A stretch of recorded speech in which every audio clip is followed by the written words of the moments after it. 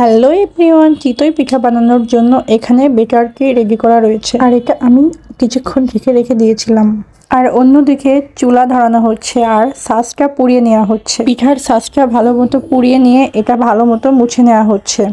আর ভালো মতো উনুন না জ্বললে পিঠা একদমই হবে না, যে কারণে আগে উনুন জ্বালিয়ে নেওয়া হয়েছে। সাজটি তেল দিয়ে এবং লবণ জল দিয়ে মুছে নেওয়া হচ্ছে।